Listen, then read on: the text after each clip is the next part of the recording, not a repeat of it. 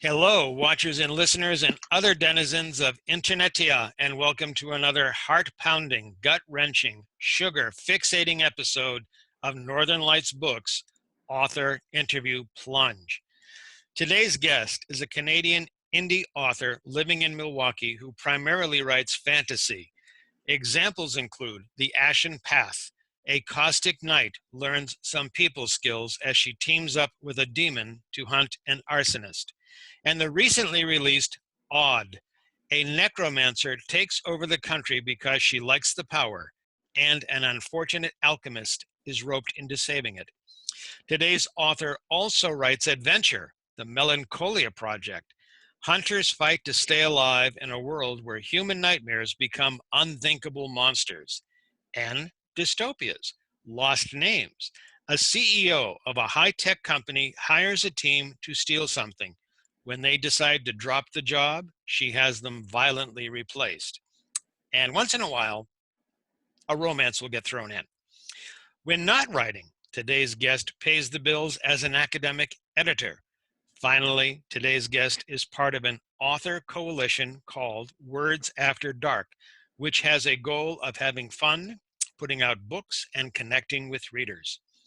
Careful listeners will note I've kept today's guest a mystery. One genre they don't write, at least so far.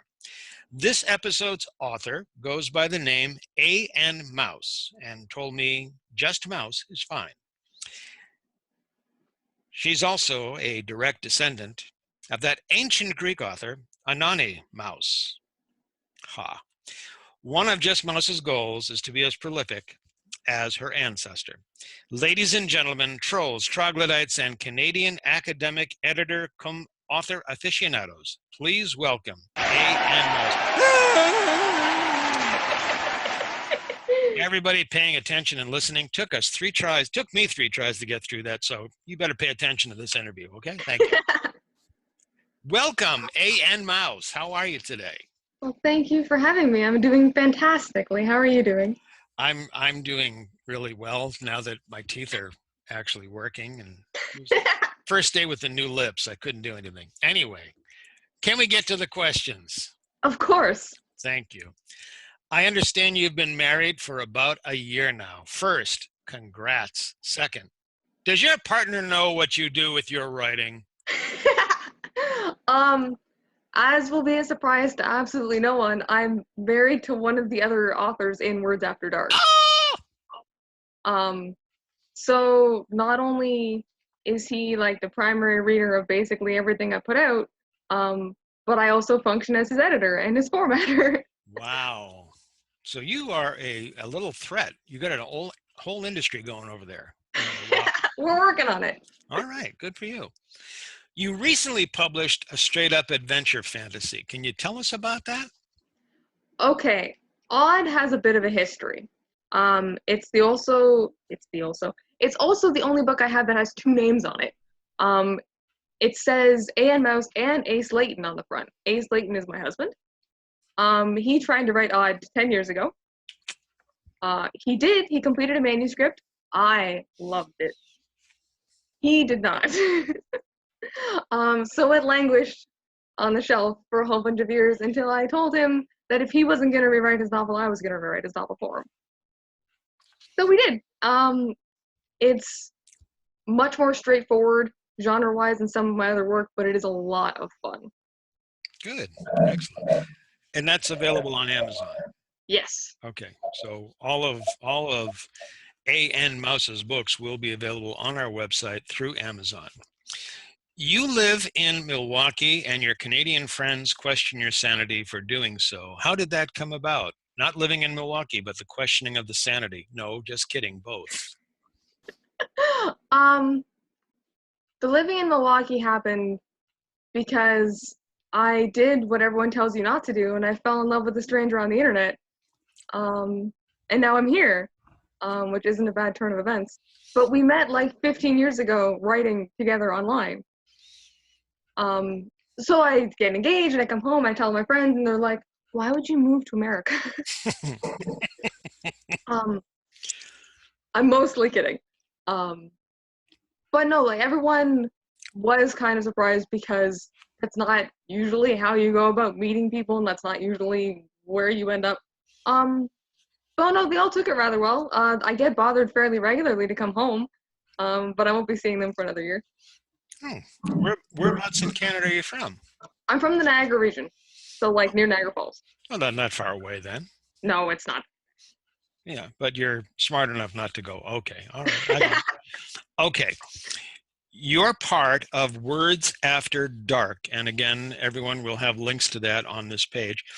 And people of my generation, when they hear Words After Dark, they automatically go, "Oh wow, Playboy After Dark! Yeah, I'll go see that." So tell us about Words After Dark and how you managed to get Hugh Hefner to give you all those endorsements. We're okay. I'm not going to say that we are not that full of adult content, but we try really hard not to be. Lost Names, as an example, is only for grown-ups. But the rest of my work is a lot more accessible. What happened was I got together with Ace Layton and Alexa Windsor, and we're like, we're all writing and putting out books. We should probably just be a team and help each other, because the entire process is kind of a headache. So we do cons together, we host panels and help people do books, we have a chat group where we talk to other authors, we do local events, but that's what we are as a group, to promote our work and to promote other people making work. Very good. Are you open to just about anybody, or were there specific requirements to join your group? You're on Facebook with the group, correct? Pardon? You're on Facebook with the group? Yes, we're on basically all the social media platforms, or I am, because the other two are kind of losers. But the only requirement really is like a good attitude. If you're a writer, even better, you can come and you can learn some things, you can come and teach us some things, because we're all always learning. But if you're a reader and you just want to find authors that you can talk to about their work or find new things to read, that counts just as well. We have artists too. Very good. You're an academic editor. Does that help your writing? I hadn't actually thought about how the two might work together. I do think the interesting thing about being an academic editor is that I read a lot of different material. And I have a knack for remembering really obscure trivia. So I do think that it does help me pick up little bits of information that I might not otherwise run into in my life. But as for transferable skills, a lot of them are actually really different, because the rules are not as strict when you're writing a book. When you're writing, like, I edit papers and theses and stuff, so you have to be very strict, where in books it's more important for it to be comprehensible. So it is a little bit different. I would hate to think of a thesis that was not comprehensible, but I mean, to be fair, it also depends on who your audience is for that thesis. yes. You also edit other authors' books. What kind of feedback do you give authors on their books? I'm a content editor. So what I do is I'll go and I'll read through somebody's manuscript, and rather than pick out like errors with grammar or errors with spelling, I'll go through and I'll be like, this doesn't make sense, or I'll be like, this character is acting strangely from the way you set them up, the pacing seems strange here, or I'll highlight an area and just be like, this whole thing sounds really wonky. Sometimes you have to just point that out. And I normally go through a manuscript a couple of times with the author I'm working with. I work a lot with Azalea Forrest, and I work with Alexa Windsor, who's one of the WAD.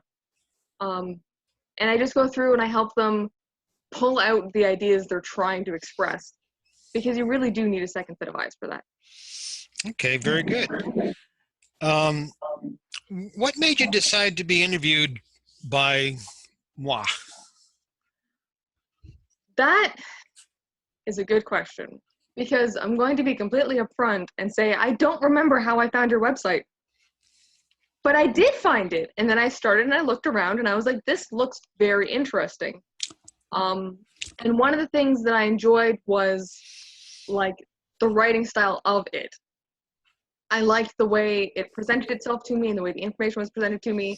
And then it was like, also we interview authors. And then I talked to you and I was like, this person is very rad. I would like to talk to this person again. So here I am. I often think of myself as rad. I don't know what that word means, but I'm rad. You told me that you always want to have the smallest list of accomplishments in the room. What does that mean? That means that I like to be surrounded by people that I can learn from. And these aren't always accomplishments like published books or awards or anything like that. There's lots of different ways to be accomplished. But I think that we're always learning as people, especially as a writer. I'm always learning. I'm always looking at new ways to tackle problems. So I like to have opportunities to learn from people. So people with my exact same history or exact same skill set are no use to me. Okay, very good. So you have Words After Dark. You're a prolific author, and you do editing and all this kind of stuff. How do you're on the social media? Do you network with other authors? And what are the benefits for you and the benefits for them? I can't necessarily speak to the benefits for them because besides my sterling personality, I don't know that I have a lot to offer. But I know writing is one of those things that largely seems solitary as an act, but doesn't have to be. And a lot of writers benefit from getting encouragement or getting motivation from other people, and I try to provide that. Also, they're just plain interesting people. So I like to talk to other authors because they're neat. So out of it, I get their friendship and their professional opinions on things, which really does help me both as a person and as a writer. Very good. You tell other writers to write with intention. Could you explain that? A lot of writing advice just tells you to write piles of work. And I don't think that's wrong. I do think in order to be a good writer, you have to write, kind of. I think that would make a lot of sense. But also, if you only write and you never look at your work critically, not cruelly, but critically, you will never figure out the places that you need to work on. I know my specific failing as a writer, and my editor will tell you all about this, is the fact that I cannot punctuate dialogue to save my life. Um, I'm working on it. But it's very easy to look at your own work and be like, I like this idea, but I don't know that I expressed it as clearly as I wanted to. Or this character seems really nice in my head, like really solid, but I don't know how to get that onto the page.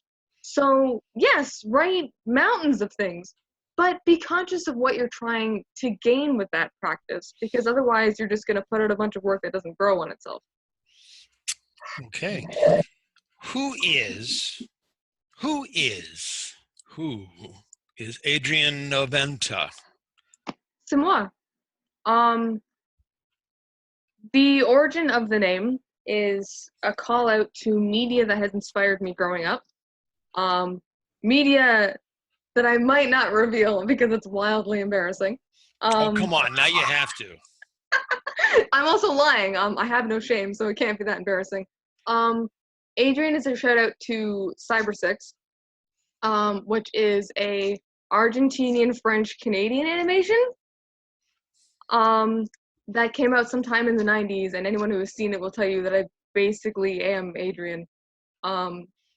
But the show really inspired me as a person, so I put it on there. Noventa comes from an anime because I'm a nerd who watches anime and goes to anime conventions.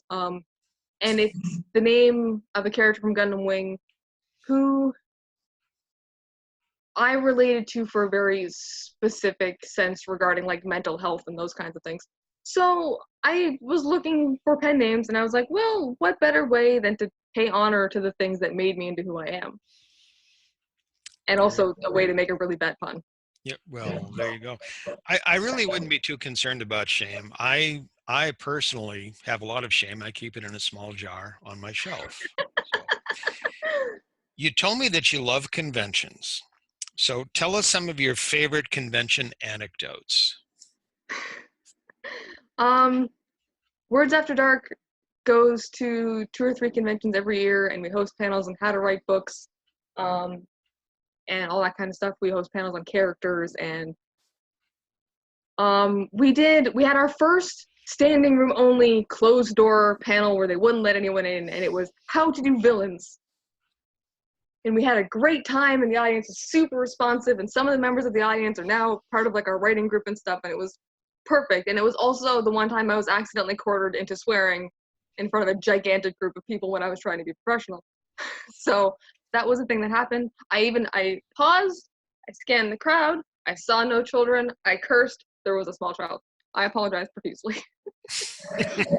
But generally I try to do my best.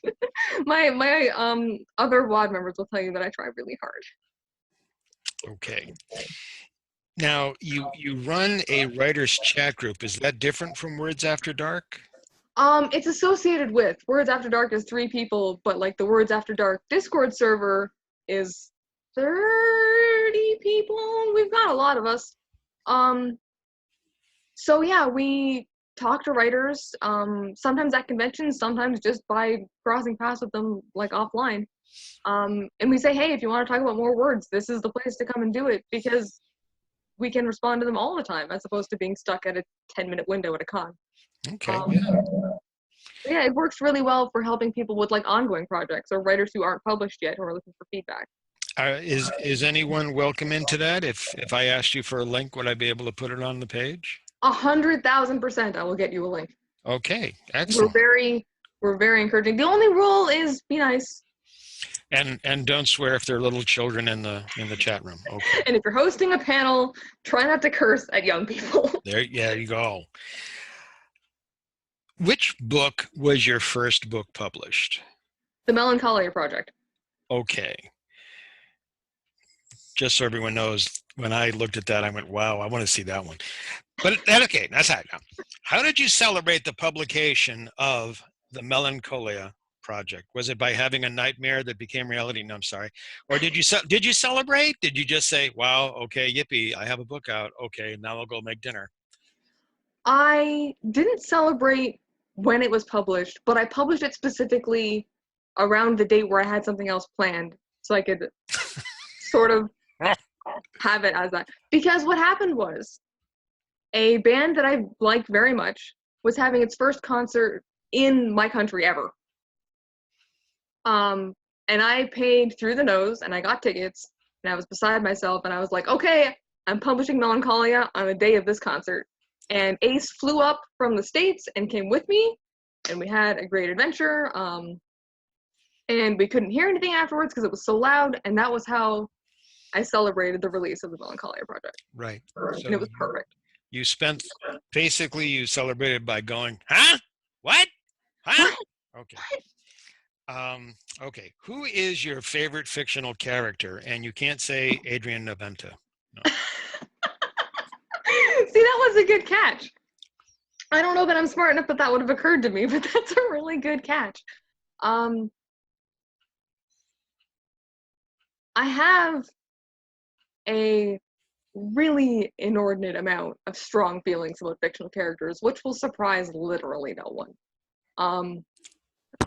But they really do mean so much to me. So it's hard to single out to one character, but I'm going to have to go. There's a character in Odd. His name is Kieran. He's functionally useless. He's also probably my favorite figment ever created. Ace created him more than a decade ago. And this was a character from a book that really spoke to me when I was like in times of need, who really comforted me in just their existence. So I'm very fond of Kieran, and I think anyone who reads him will also be fond of him. He's very likable. Very good. What do you want readers to remember about your books? I hope after someone reads one of my books, if they go and they think back on it, I hope they remember feeling comforted. A lot of the books that I write are focused around bad things happening because like that's kind of how you make plot. But I write because these stories make me feel better about being alive. So I'm hoping that somebody else will read them and will also feel better about being alive. So whether it's like the kind of world it's written in or whether it's the characters, I hope something speaks to them when they need to be spoken to. Excellent. What would your readers be most shocked or surprised to learn about you? We know you're from Canada, you live in Milwaukee, and you met your husband online, and you're an author. There's a lot of stuff we know already. What's the shocking thing? Probably the amount that I curse. Except to little children I in try so hard. But no, I don't know that I'm very surprising as a person, to be completely honest. Because I am very open about my whole existence. I live to write books. I write books to live. I am surrounded by people who function along these same pathways. But, I mean, if you've seen me host a panel, you know I cosplay. So that's not very strange. If you've seen one of these interviews, or if you've listened to me host a panel, you know how unconvincing my voice is. But there's not really a lot of surprises there. So it's an interesting thing to think about, but I think someone else would have to tell me what was surprising, because I already know all of it. Okay.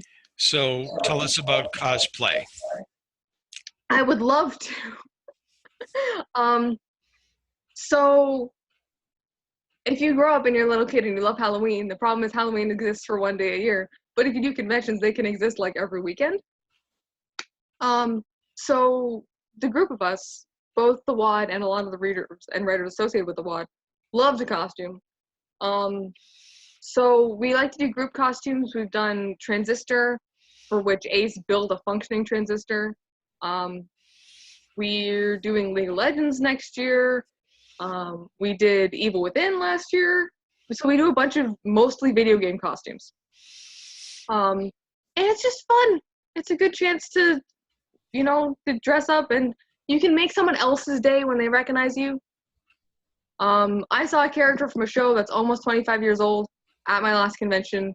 And it was the only character from that series there, and I was beside myself with glee for their existence. So you really can make somebody's day. And just for our listeners and watchers who weren't keen on it, didn't pick it up immediately, WAD is Words After Dark. Oh, yeah. I'm sorry, yeah. We, the three of us, are the WAD. The people we hang out with, we call them the WAD Squad. Not the Wadettes. No, well, because they're not all ets. Waterphiles? They suffer from waterphilia. Okay. I wouldn't tell them that. They might get mad at me. No. All right. I got to thank you. This has been a lot of fun, and I appreciate you putting up with the technical issues we were having with my mouth. The beginning of the episode here. I got one more question for you. You ready? I'm so ready. What question do you wish that someone would ask about you or your book, but nobody has? So I knew this question was coming. This is one of the ones I was warned about. And Who warned you? You did. Oh, well, you warned me. But I'm a fiction writer. I lie a lot professionally. It's what I do. I mean, that's fair. Yeah. But I had assumed you weren't lying. So I actually took this question to the Discord server. And I asked everyone else there, because I was like, I don't know how to answer this. So I got a couple of interesting responses. One of which was, what kind of media influences your work? And that is actually something that I haven't been asked that really does apply to a lot of things that I write. When I set out to make a new project, I also set out to surround myself with media that gives me the same feelings of that project. I did a lot of this for Lost Names. I did a lot of it for Ashen Path. I would have done a lot of it for Melancholia, but I'm going to be honest and say nothing feels like Melancholia, but now it exists. Um, so that is one thing that I don't think other authors, I mean, I know a lot of other authors do it, but I don't know that a lot of us talk about it. Like Lost Names, for example, was Judge Dredd. It was Blade Runner. Um, it was both the bad Aeon Flux movie and the bad Ghost in the Shell movie. Um, so yeah, like there's a lot of other media as a writer that you can pull from that help get you in the right mindset for what you're making. Yeah. Okay, very good. Anything else that our listeners and watchers should know? Um, if you're a person who's interested in the Melancholia project, it has a sequel. It's called The Melancholia Effect. Ace wrote it. It's great. I edited it. I know. Beyond that, if you like Ashen Path, it's getting another book in that universe also this year. Alexa Windsor has a third of her dog walking murder mysteries out this year. Um, but yeah, so we all have projects forthcoming. We all have projects done. But yeah, last thing I want everyone to know is if you're a writer, come hang out with us on Discord. Very good. Thank you so much. This has been wonderful. I have enjoyed myself. I hope you have enjoyed it. Thoroughly. I'm going to make sure that I'm going to ask you here, right here now, make sure you send me all those links because there was so much there. I couldn't keep track of it all because I'm old and feeble. Anyway, thanks again ever so much. A.N. Mouse, just Mouse is fine. So everyone just call her just so you'll know. Thank you so much. Take care. Thank you for having me. Bye-bye.